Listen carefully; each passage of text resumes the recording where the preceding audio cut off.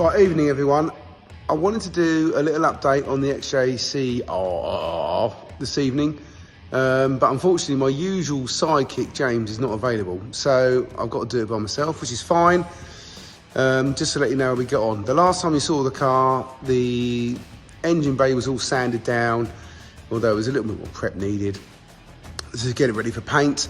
It's now been painted. And it's come back from the painters, and as usual, I've probably slightly overdone it a little bit.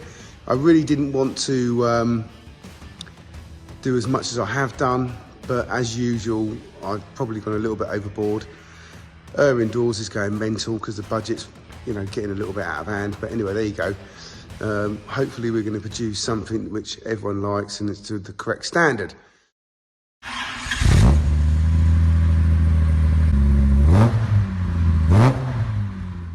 So the engine bay's done. We've also ripped all of the axles out of it now, and it's ready for installation. But I also wasn't happy with the underneath of the car. I felt that although it wasn't corroded, no, it was corroded. It had surface rust, but it wasn't rotten, which is really good for one of these. The floor pans were good, the seals were good, the inner seals were good, etc., etc. It was just looking a little bit tired. So I felt the need to do something about that. So we cleaned it all off, and then we've undersealed it and made it look nice again. So this video is about showing you what we've done over the last couple of days. And no one is, James is surprised. I spoke to James earlier and I FaceTimed him to show him what we've done. And he was like, really, you've done all of that? And yes, I have. And now I'm going to show you exactly what we've done. Bit of context here, guys. I was only really sort of surprised because Tom was banging on about how he needs to bring this thing in on budget. He's overspent, yada, yada, yada. And then when he told me and showed me everything he'd done, and you'll see in a minute, it is truly amazing. He's done the right thing, and I fully respect his decision to take the action that he's done. And I think you'll agree, it looks absolutely amazing. Okay, so as I said before, the last time you saw the car, it was engine bay was stripped and it was sanded. We'll probably, not probably, we'll tidy up all these wiring looms and make them look good. And the engine bay's been painted. So now the engine bay, I think, is ready to be dressed. And, you know, the engine's ready to go in. We need to put a front axle in it and stuff. I'm just going to flit over here to, that's the original axle, front axle out of the vehicle. That's the original rear axle. I think it's fair to say it's got, you know, 45 plus years of age showing. That's the rear axle that's going in, outboard disc. So interestingly, you know, if you're interested, so the later vehicles that had this type of axle in, they had an outboard disc, so late XJS, but it does fit into a 70s coupe. Fits into anything. You can actually put it in an E-type if you really want to. And of this period, they had inboard disc, which was actually a thing of technology at the time, you know, less unsprung weight. There was, you know, there was lots of good reasons for doing it, but in actual fact, the reality is, in today's world, with the sort of suspension that we have available to us, the outboard rear axle is probably a better axle, and it's what we all use in our race cars and XJSs, etc.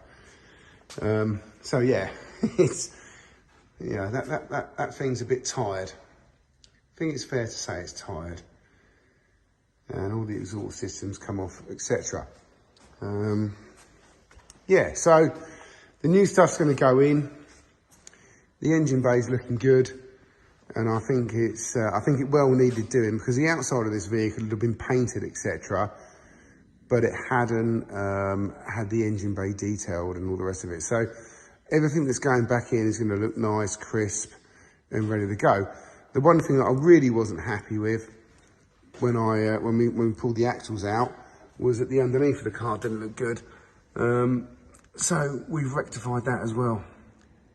Okay, so now it's time to have a look at the underneath. I've got my Star Wars lightsaber to hopefully shed a bit of light on it, because it's difficult to see what we've done underneath.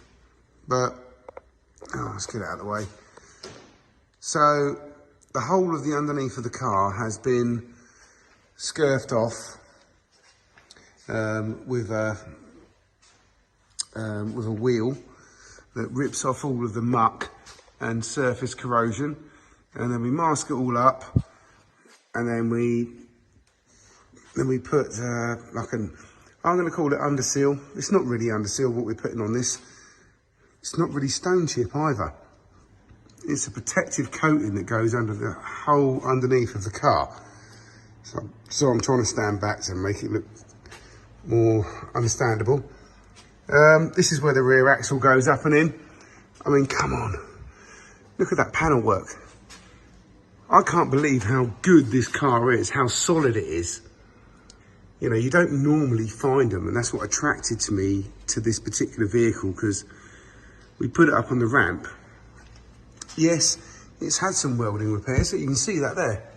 That's, I'm going to describe that as an MOT paint, but it's perfectly good for what we're doing. Not done by us, done by the previous owner. We've pulled the fuel tanks out. I wasn't intending on pulling the fuel tanks out. I was hoping to modify them in situ, but anyway, we ended up taking them out. And this is where the exhaust system's going to come up through here. This is the tank. But hilariously, I would love to show you the fuel tanks, because we pulled them out. I mean, they are a little bit rusty on the inside, but not too bad. But they've been previously repaired. Look at the plate work. I mean, just the fact that you managed to do that welding on those fuel tanks to repair them and not leak is impressive in itself. This tank wasn't so bad, but clearly the tanks weren't taken out for the repaint work. They're the under panels. So, other than this little bit of repair work that's been done here, which to be fair has been done perfectly well, everything else is really good underneath this car. And now that we've given it a really good coat of protection and scurfed off all of the surface rust, etc., and then we've also sprayed it with anti-corrosive.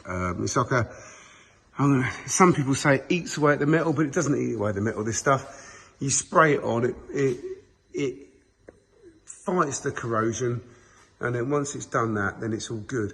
And we have to scurf it back off, and then we put this stone chip stroke 2-pack underseal on it to protect it. So this car is now ready to be installed with all of the new fuel lines, new brake lines, axles, etc. A few minutes later. Right, okay, well, we've done quite a lot today. Engine bay's fitted up a bit more. The main thing is we've got the front axle in. So that's all in and bolted up. Still got to put the brakes on, but we've got all the nice shock absorbers in and Larry brakes and all that. And the rear axle's in as well. So stick it up in the air and have a quick look.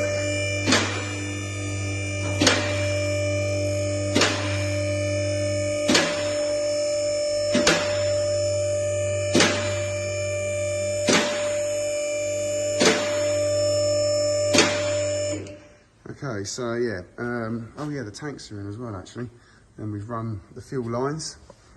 So, yeah, rear axle's in. I think that looks pretty cool.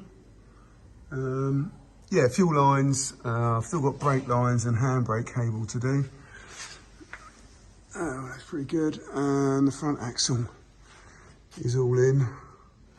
I'll come around the other way because it's a bit shiny there. Yeah, that's looking good. I'm really pleased with that. So a bit more plumbing to do, and then we'll drop the engine and gearbox in, and yeah, and just a little bit of wiring. A little longer than a few minutes later. Just going to give you a quick little update, James. It's starting to look good. Brakes are all done, bled off actually. They're ready to rock and roll. A little bit more on the engine fitting, but I just couldn't help myself. Had to whack the wheels on. I think that's starting to look good. Got some red wheel caps coming tomorrow.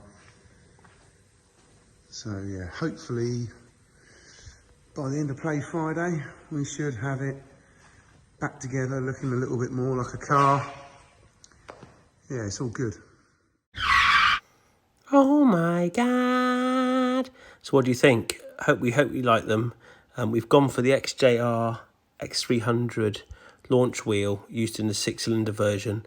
And we wanted to diamond cut the wheels, but unfortunately we couldn't achieve that. So Tom's had them painted anthracite in the back of the wheel, and on the front face a chrome effect. With them being 17-inch, they just suit the wheel arch really well. And we really hope you like them, especially with them being a Jaguar wheel, not something aftermarket. And the other thing that's quite special about the XJR wheel in this at this era was the fact that it harked back to the XJ220. So let us know what you think in the comments of the wheels, and we really hope you like them. A few moments later.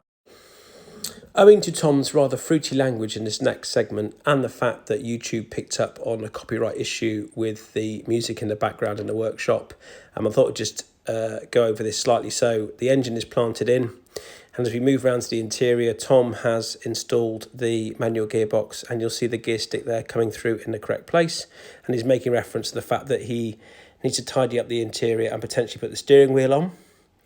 Another reference to the wheels, which he's a big fan of, as we know. The bumper's on, the valance is on for the fuel tanks on either side, and then he's also managed to obtain some number plates just like Harry Metcalf's on his XJC. And as we stand back and admire the car, Tom references the overall look and the wheels in the way that comes up on screen now, at certain animals' balls. Right. Alex has very kindly brought down Jimmy Jag for us for the Jaguar Breakfast Club Supercharged Chat Saturday coming up this coming weekend. So we are going to be taking this and a few other vehicles along. Unfortunately, you're busy, aren't you, mate? Well, I'm actually getting legally married this Friday, and on Saturday I've been told by my wife that I've got stuff to do. So I would love to come. Yeah, actually. So I would love to come along, but instead I'm giving Tom Jimmy Jag to show off to you guys. Yeah. So we'll be bringing it up. We'll have it in the have it at Gaydon, and I hope you can all come along and join us. I'm sure it's going to be a great day. Thanks. And Tom has also promised to fix the power steering leak before the show. Thanks, Tom. There's always a cost to borrowing a car off of you, isn't there? Oh, big time, big time. So with the power steering issue fixed, we got ready to take the cars north to Supercharged Saturday. So we were actually taking the XJC R, although not drivable. We had it ready on a trailer to take up and sort of share the progress to date. Jimmy was obviously polished and ready, and then we managed to secure a rather special SVR F-Type convertible with carbon ceramic brakes, which is really quite a special machine. Tom pulled rank and drove that up. Mind you, I think, to be honest, it was mainly due to the insurance implications.